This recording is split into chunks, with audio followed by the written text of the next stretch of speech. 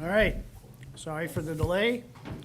The hour of 6:15 PM having arrived, a call to order this regular meeting of the Finance Organization and Personnel Committee.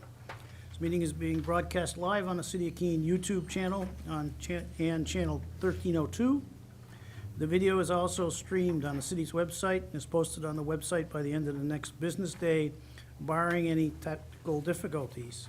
Copies of the printed agenda are available in the wall pockets just as you enter the meeting room.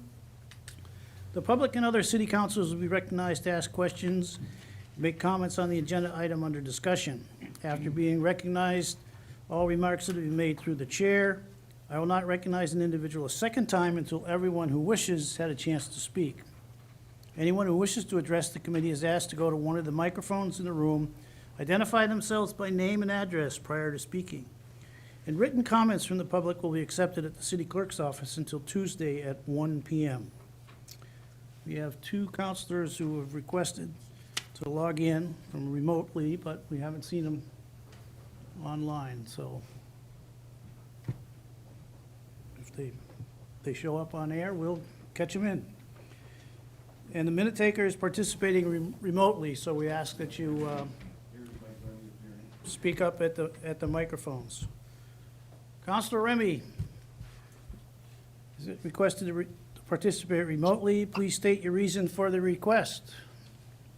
I am traveling for work, and sorry for being late. I'm getting settled in a conference room here. Okay. I hear no. I am alone in this room currently, but I doubt I will be for long. Okay. I hear no objections, so your request will be granted. Is that another bing bing? Mr. Madison? This technology's great. I did hear from Mr. Madison earlier, Councilor Madison earlier, that he likely will not able to attend. Okay. We got everybody. We're ready to go.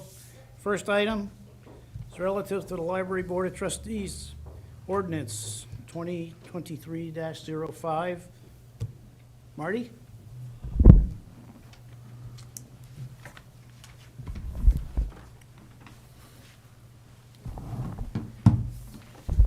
Hi, Marty Fisk, Library Director at Keene Public Library. William Stroop, Chair of the Library Board, 26 Barker Street in Keene. So you have a revision to the standing ordinance. I think I will kick it off, Mr. Chair. Just some brief comments. On one level, this is sort of a housekeeping ordinance, but on another level, it's a housekeeping ordinance that required a fair amount of conversation between the city and the library trustees. A little bit of history, for folks here in the room, cast your mind back to 1898. When I actually signed the documents. When Edwin Thayer graciously gifted to the city the Thayer Mansion, which created the library, the beginning of the library as we know it now, and as part of the Thayer Grant, the Thayer Trust, certain things were established, including the composition of the library trustees. There are 12 library trustees, 6 appointed by the Thayer Group and 6 by the city. And from 1898 until 1970, that's about the history I know. In 1970, at least that codification of the city code, the library trustees were incorporated into the city code, and their powers and duties and authority were stated at that point. There may have been earlier iterations of that, but I don't have them, don't know about them. So anyway, the city code laid out the library trustees in 1970. In 1963, the state of New Hampshire adopted RSA Chapter 202-A, which is the chapter that deals with the public libraries and the power and authority of library trustees. That occurred in 1963. So in 1963, the statute did not incorporate what we will be talking about tonight. The statute changed, one change with respect to the authority to accept and expend gifts happened in 1991, and the second section dealing with the authority to accept personal property donated to libraries occurred in 1996. And what those two statutes basically state is that the governing body and legislative body, you are both the governing and the legislative body in the city. It refers to towns, but basically the city has the same responsibilities, power, and authority as towns. And what the statutes say is that in this case, the city council has to provide the specific authority to the trustees to do these two things, to accept unanticipated funds during the budget year, accept and expend, and also to accept items of personal property. On its face, that sounds fairly simple, but in reality, because of the connection between the library and the library trustees and the city, and the administrative connections, and the financial connections and that sort of thing, it did take a little bit of conversation between the city manager and the library trustees to get to the language that you have in front of you. And I'm not going to preempt the president of the trustees. He's going to tell you a little bit how it was that we even entered into this spot. So before he does that, just to point out a couple things to the committee, the unanticipated funds amount under the statute is $5,000 or more. Part of the statute is of the ordinances, you looked at it, we've broken that down into two sort of categories, unrestricted funds and restricted funds. And the reason for that is some of the funds that come in unanticipated come in through grants, federal grants, state grants, we call them pass-throughs here. But any other grant over $5,000 really requires the city's involvement through its finance department and to be able to track and administer those grants. So those are grants, those funds come through the city. And then the unrestricted funds will be accepted by the trustees. They do have a statutory obligation for grants, over that amount to have a public hearing, and they can do that through their own processes. And then the second part of this is gifts of personal property. That too is sort of broken out into two categories.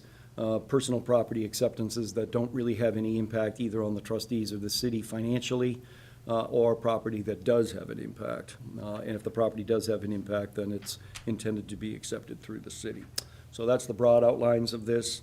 There are a couple of reporting requirements that you'll see in the ordinance, but those are fairly self-explanatory at this point. So with that, I'll turn it over to the trustees. Thank you.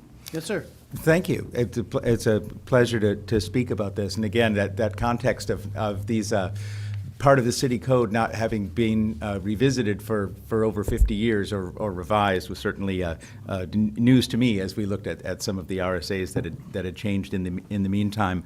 But we have been able to come up with language that clarifies the relation of the board to the city processes, and that doesn't require excessive amounts of preemptive assessments of the value of a gift for discussion or anything like that. So we found a very productive process with the city manager and thinking about the processes that we would need to be in line with the RSAs. So the language that the committee has in front of you tonight has been reviewed and endorsed by the Board of Trustees. Thank you. Questions from members of the committee?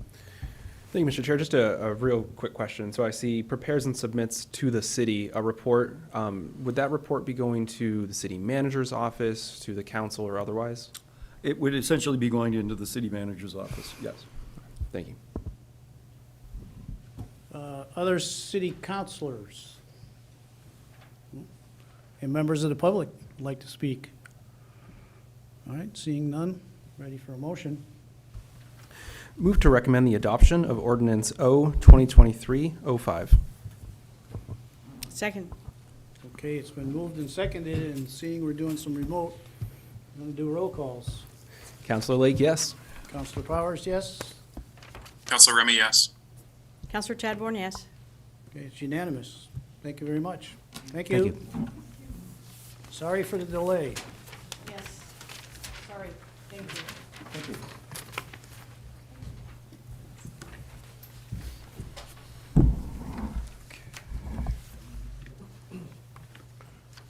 Yes, sir. Thank you, Mr. Chair. Don Lucier, City Engineer. Back to talk to you about the George Street Bridge tonight. You may recall I was here a few weeks ago talking about some unanticipated revenue that the state received that was part of that restricted funds that the attorney was just talking about. And we recommended that some of that be put to the George Street Bridge. Since last time we were here, something else has come up. That project is funded through the state's state aid bridge program. It's an 80-20 participation. We pay 20%. The state gives us 80% funding. Over the last couple of years, the state has been working, I think, to make that process a little more formal, a little more rigorous. Part of that is that they are now asking municipalities in the state aid bridge program to sign project agreements at the outset, like we do with our federally funded projects, very similar agreement structure. So they sent us a draft, basically it's a take it or leave it draft, but they sent us a draft agreement for the George Street Bridge project, and they asked for the city to sign that agreement along with sending them evidence that whoever signed it has the authority to do so. So tonight I'm here to ask for the city manager to have the authority to sign that agreement with the DOT for the project. The other item on the agenda and in the motion is authority for the city manager to carry on, a necessary part of the project, which is negotiating and executing both temporary and permanent easements or access rights to affected property owners. So the bridge location is kind of sandwiched in between 4 properties that are very close to it. We anticipate need some temporary access agreements in place with the property owners, the adjacent property owners, because the bridge is literally up to the property line. And the construction is naturally going to go over that line. So we need to have the legal right to enter onto private property and disturb their property for construction and then put it back. In a couple of those parcels, locations, or cases, we're also going to be talking to those property owners about permanent drainage and maintenance easements. The reason being, we would like to have the drainage pipes that are flowing underneath George Street come out downstream of the bridge. It makes it a lot easier to maintain the drain lines if we can see them without having to, send somebody in hip waders underneath the bridge to get access. So if they're amenable to those changes, we'll be doing that through a permanent drainage and maintenance easement. Thanks. Questions? Other counselors, members of the public? Seeing none, the motion, please. Move to recommend that the city manager be authorized to do all things necessary to negotiate and execute a project agreement with the New Hampshire Department of Transportation, temporary access agreements for construction, permanent drainage and maintenance easements from affected property owners, and implement this George Street Bridge replacement project. Second. So it's been moved and seconded. Any further discussion, members of the committee? Seeing none, roll call vote. Councilor Lake, yes. Counselor Powers, yes, Councilor Remy, yes. Counselor Chadbourne, yes. and it's unanimous. Thank you. Mr. Chair. Madam City Clerk.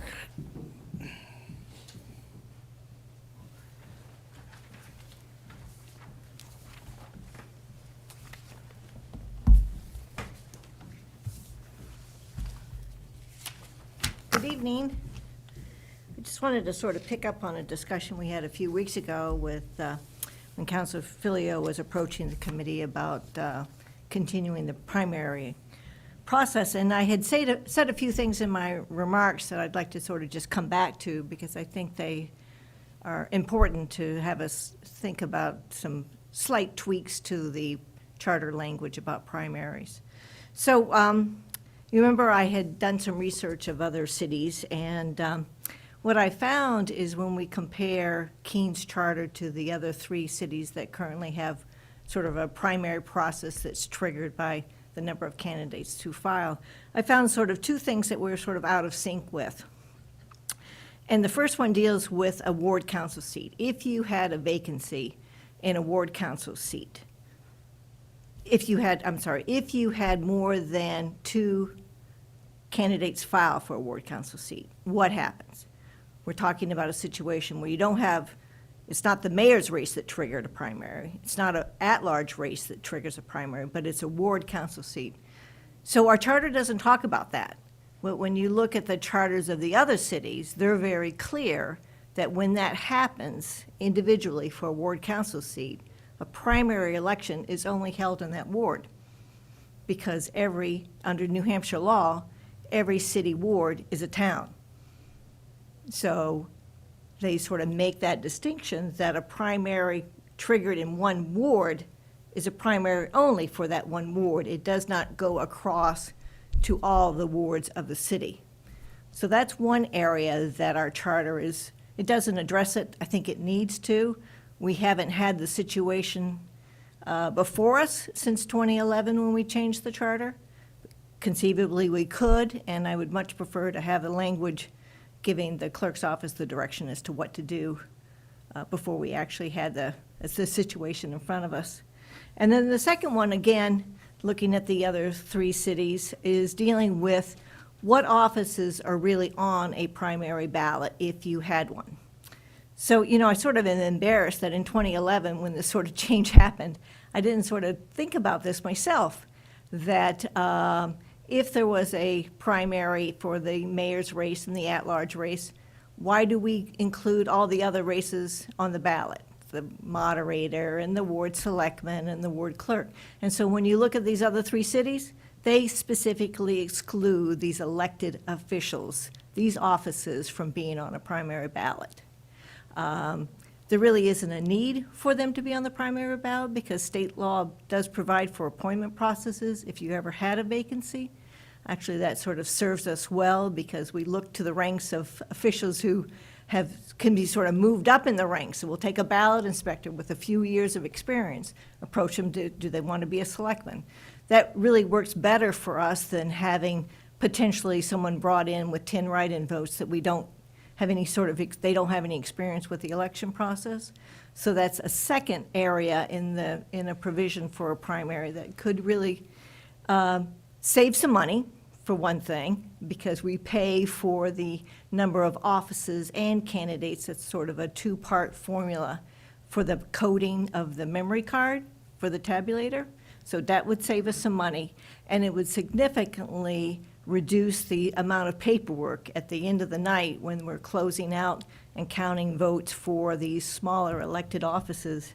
And what we often find is voters, toward the end of the ballot, they get a little bit creative on their write-ins. So they'll take the opportunity to write in friends and family for these write-in positions. And we have a responsibility to account for each one of those. So if we could just sort of remove that enticement to be creative in the voting booth, that would be a little bit of a help for the workers in terms of the end of the night and counting all of our historical candidates and cartoon characters. So those 2 changes, I think, are worthwhile in terms of some clarification of the charter language. As you know, this is a statutory process, pretty tight time frame, but we are well within those few months that we need to sort of develop that language. I'm sort of looking for the first cycle in April as sort of the start of the statutory process with the mayor calling for a public hearing on it. But this evening, I'm just asking for your authorization to start working with the city attorney to draft the amended language to bring back to you to sort of get your concurrence at that point. Thank you. Questions? Thank you, Mr. Chair. Just a quick clarifying question on the first one. Just going back to our previous conversations around the primary in general, about whether or not we're going to get rid of it, whether or not we're going to hold it for certain wards or not. So the first piece that you're looking at is whether or not we should have a primary when one isn't necessarily deemed necessary in a ward, like if we only have 2 candidates for a council seat. Is that correct? That is currently under the statute, that what triggers a primary are the number of candidates. And the current language identifies the positions of offices of mayor, ward council, council at large. So those are the only three offices where the candidates, if they exceed a certain number, can trigger a primary process. So process-wise, what you're asking to get going here, because we're talking about a charter change, right? Right. So we've got a whole litany of other RSAs we're going to have to follow to go through here. That's to correct. make these changes. And Yes. ultimately, in the end, it's operationally we're much better off. True. And one thing I neglected to say is even when this obviously has to go to the voters, so it would be a question on the November general election ballot. If the voters approve, then it would be effective January 1 of 2024, and it would affect the next cycle of municipal elections. And like so many charter changes, they can sometimes be confusing, so this should be easy enough for everybody to understand if we publish it in the right way, I guess. Yes, Yeah. yes, let's Okay. hope. Other counselors, members of the public? Yes, sir. Just want to clarify about everything that Patty said, and we've talked about, and we agree on. I do want to make it clear, though, and I'll clarify with Patty, that this doesn't end the opportunity for somebody to do a write-in on the general ballot. You know, if you don't have the primary. Sure. Once you get to the general ballot, Yep. I don't want the public to think that, you know, Yep. they have foreclosed now their opportunity to do a write-in vote, because you can still do that on the general ballot at that point. That's very true. Thank you. Yep. All right. Get a motion, please. Move to authorize the city clerk to investigate the feasibility of amendments to the city charter relative to the primary election. Second. Okay, it has been moved and seconded. Further discussion by members of the committee? Seeing none, roll call vote. Counselor Lake, yes. Counselor Powers, yes. Counselor Remy, yes. Counselor Chadbourne, yes. Okay, it's unanimous. Thank you. And this will be the last charter amendment you'll handle? I certainly am counting on that. For those that don't know, and everybody should know, our clerk has quite a length of career here in the city of Keene. How many years? 45. Not many, not there. And I'm going to take some advantage being the chair, and it is finance, to call out another city employee who next week will have 35 years as an employee of the city of Keene. Diane Thial started on the 14th of March in 1988. Started out in finance and then moved downstairs to the police department. And she's been there for almost 35 years. She has trained 7 police chiefs, 4 city managers, 3 kids and a husband. And you know, she's done a fine job, and she says she's not going to retire, so she's probably trying to catch up with Patty. Having said all that, that's the end of our agenda. Thank you very much. We're adjourned.